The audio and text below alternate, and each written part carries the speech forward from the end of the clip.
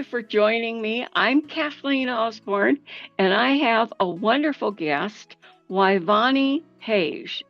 And we met through Alignable. We've had some wonderful conversations, and she's also become part of a group of writers I'm with. Now, I have asked her numerous questions, but I want to know, and I think you want to know, what drew her into writing and why it's so important to her. First of all, Kathleen, I just want to say hello to you and the listening audience. I thank you for allowing me to talk with you today and to share a little bit about my writing. I remember when I was a young girl and I didn't ask my mother's permission in advance, and it got me into a lot of trouble. I would find myself ordering these books, mostly Harlequin romance types.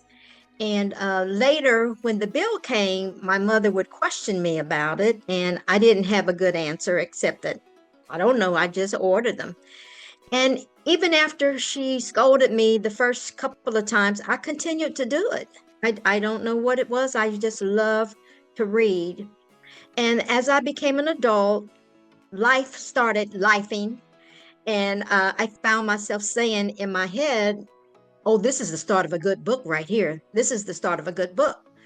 And life wouldn't allow me time to write it down. Then my children came along and things started happening in their lives. And I find myself saying, oh, this is the start of a good book right here.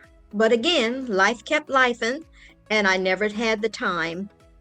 Now I'm an adult. My children are grown up and I find myself involved in a workplace violence situation at my job. And my coworkers started coming to me and they'd say, oh, you should write a book about this. And that's kind of what got me started. My coworkers were encouraging me, and it was such a devastating time in my life that that was the only way I could find therapy. Is to write it down and to be able to look back at what did I do to encourage this? What could I do to keep this from happening again? And writing it out for the public to read would maybe help other women to avoid getting into a situation like this. So I write complex family drama. I write the consequences thereof, and I try to build in a pathway to get over the issue or to help bring them out of that, to the other side of it. And I do that through prayer and therapy. So in all of my books, I try to add therapists in there to help bring my character to a better place than where she was when we started. I think that's such an interesting thing that happened because in a lot of ways we mirrored one another. I wanted to write.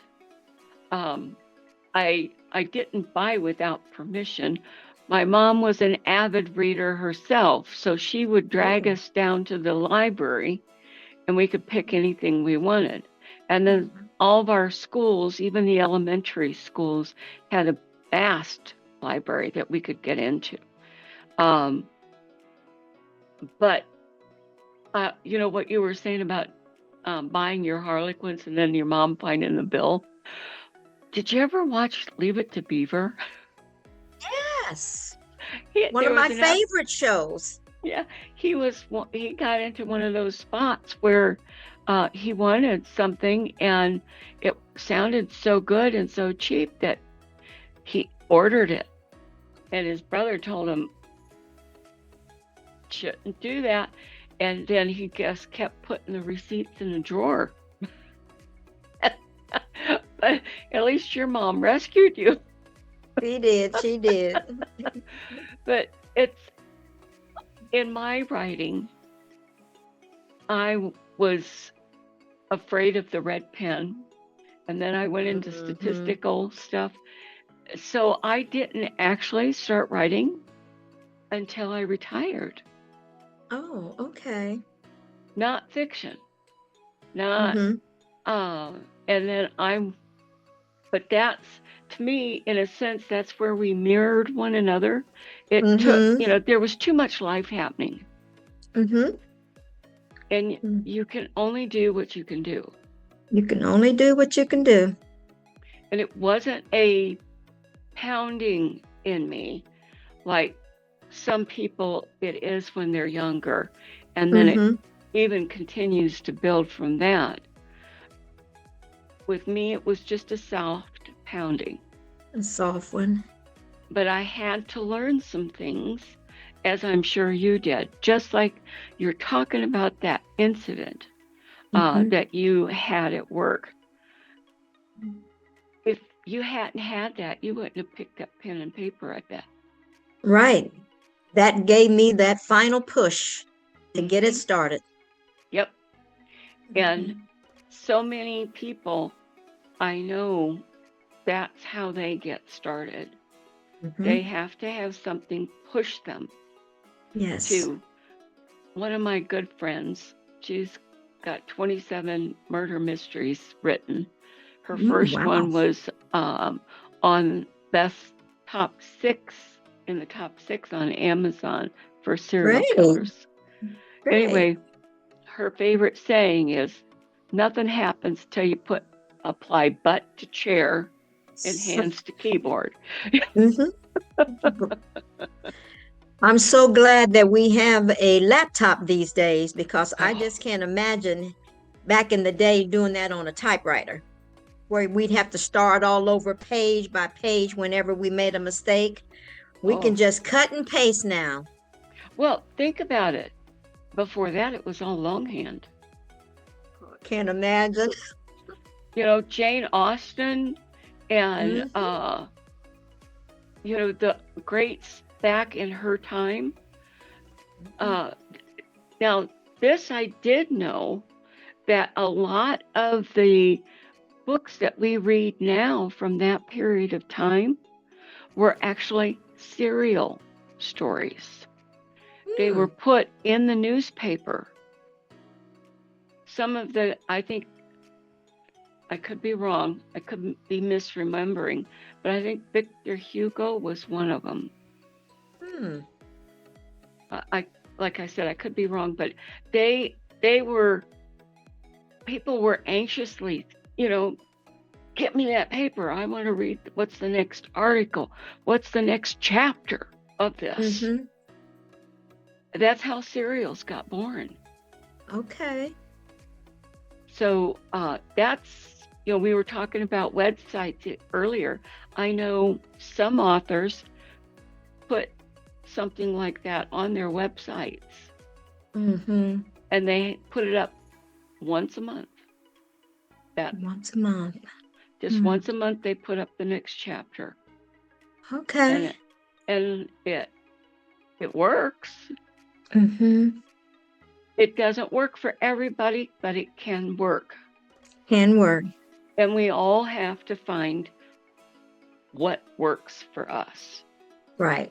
Okay. Well, I'm And certainly going to take you up on that advice. I do like Jane Austen. I mm-hmm. I mean, her history and her legacy into the literacy world, you can't be a writer without at least having read one of her books. Well, I've never read one. No? Well, you can catch up on the movie. Hallmark has a couple of her movies where the character is talking about Jane Austen and their influence to do what they do because of what she does. So maybe you Mm-hmm. can just catch up on Hallmark. I can send Yeah. you the titles off to the side. Okay, that would be nice. Thank you. Mm. Thank you. I'm not opposed to that. One of my favorite styles of reading genre was Regency romance. Like you, I was heavily into Harlequin and Barbara Cartland. Oh, and Bills and no, Boone and Mills, or Mills and Boone. which is the European version of Harlequin. Oh, good to know. Yeah, because I would go when we lived over in England. I would buy those. Okay, gotcha. Now, you told me that you came out of working for the government in the state of Ohio. And since then you moved to Florida. And then you moved to stay with family in Mississippi. Right. And are you still in North Carolina, or are you back or South Carolina, or are you back in Mississippi? Okay, so when I first retired in 2016, I moved to a 55 plus community in South Carolina. And I joined a book club there. And we took turns hosting the book club at our homes. And when it was my turn, I decided to do something a little different. And I wrote a short story. And I had it uploaded on Amazon and had copies of it printed, and I passed it out to all of the members in the club, and I asked them to read it for my month.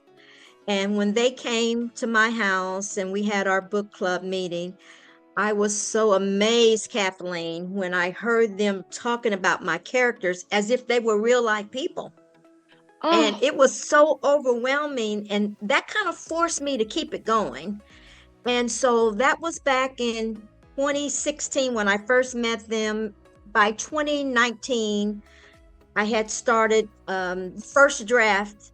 I gave the first draft to an editor. And of course, they sent it back for rewrites. And after about 5 years, I finally got the published version. And the ladies here in South Carolina were the ones that I dedicated the book to, my book club members. And so they hosted a book signing event for me earlier this month. Yeah. And so all of them came, and they all held the picture up of their books, and we got some nice pictures, and they're being added to my Instagram and Facebook account this week. So that's why I'm in South Carolina. And from here, I'll be going to back to Mississippi, and I'll unpack my pod. I packed it from Florida and moved to Mississippi, and I'm telling you, 2 days later, they had a snowstorm that impacted the whole city. The whole city was shut down. And it just happened to be on the day that I was supposed to have access to my pod. And because of the snow, I didn't get access.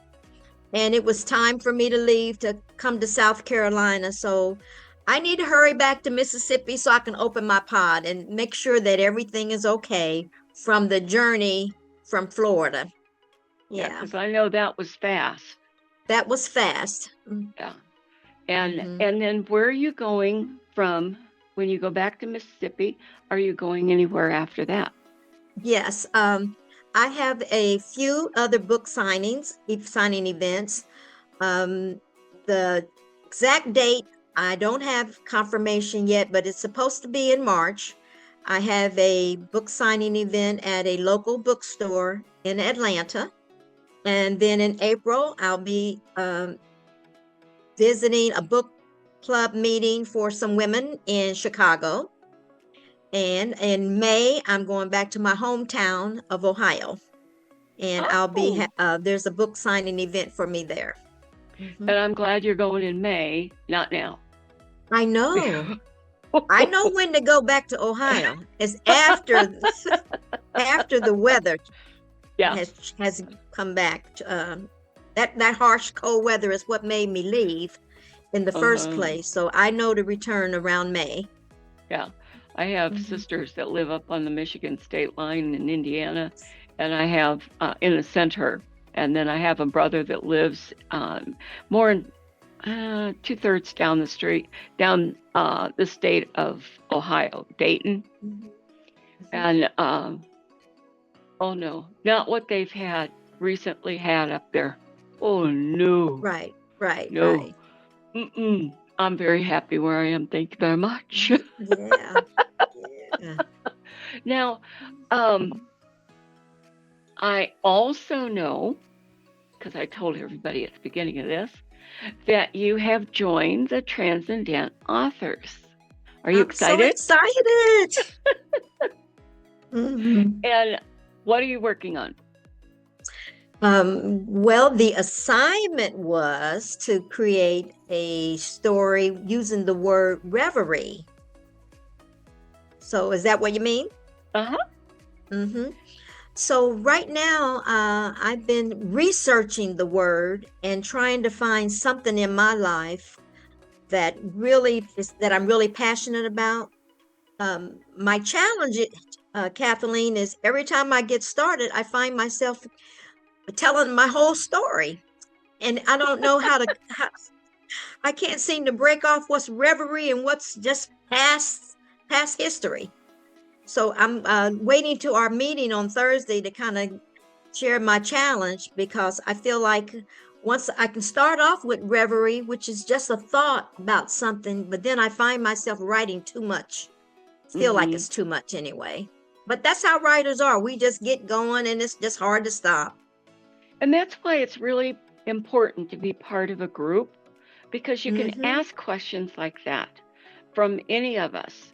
And we are more than willing to give you some advice, what we have found works for us, all of that. And Mm-hmm. that's support. You know, Mm-hmm. I love brainstorming. I think it's so much fun. I met one gal one time and for the first time, and she was just saying, I'm having a real problem with this book. Mm-hmm. And I said, well, what's going on? And she told me, and I gave her a suggestion. She's, that's it. And, you know, it just gladdens the heart. It really Absolutely. does when you can help somebody get back on track and take that and build a winning story. Yeah, I love that, to be connected with a group like that. Mm-hmm. I'm looking very And much forward to it. well, I tell you, you're already bringing joy. Oh, So that's that's fantastic. That's what we want. That's what we're about.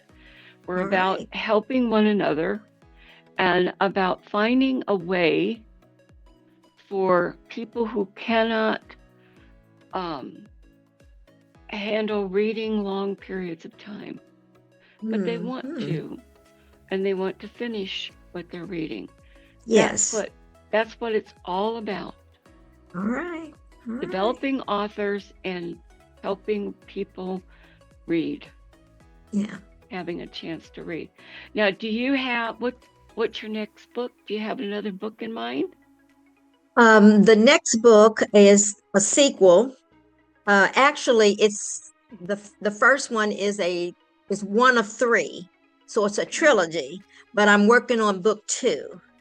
They're all my next Thanksgiving series. So the first one was titled "Departing from Tradition," and the second one will be "Embracing the Change," and the third one will be "Accepting What Is." So the second book and the third book is what's going to keep me busy over the next couple of years. Yes, it will. Yes, it will. And I know that you are going to do marvelous things with that. Thank you so much, Kathleen. Are you planning on them coming out like the beginning of November or October so that they have it in time for Thanksgiving? Yes, I'm working with a marketing team now, and I think the idea is to release it by October 1 for the second book. And I tell you, some of the people that have read it from Ohio, that's, the setting is in Ohio. And so a number of those already know me, and that's where I grew up. and they are already saying, "Are you going to make us wait all the way to Thanksgiving to read the second book? We need to find out what's going on with Ava and Roland before next Thanksgiving."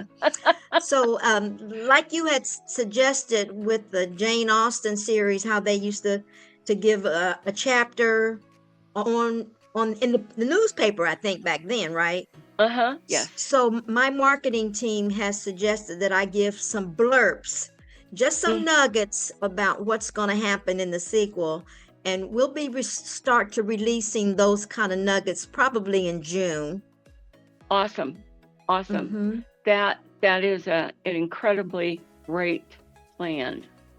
Thank you. And that helps build success. Thank And you. you can do the same with like that short story you wrote when you first moved. And yes, Right. you've published it, but you can put it back. You can take it off and put it on your website when you've got it finished, Oh, that's a and great then idea. Thank have you. it as a free giveaway Nice. for visiting and signing up for your newsletter. So Thank you then for that lovely idea. It's already ready, so why not? yeah, yeah, exactly. I have a short story that I wrote in one of the anthologies, and a friend of mine who taught podcasting and taught me how to do all of this stuff, he did the audio for it. Now it's only about 3 or 4 minutes long. I gave you a copy of it, Mm-hmm. and it's called "Where'd They Go?" Where'd they But go?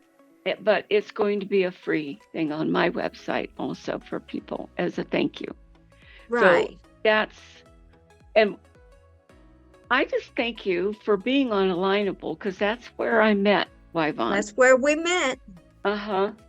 And it's all in perfect timing.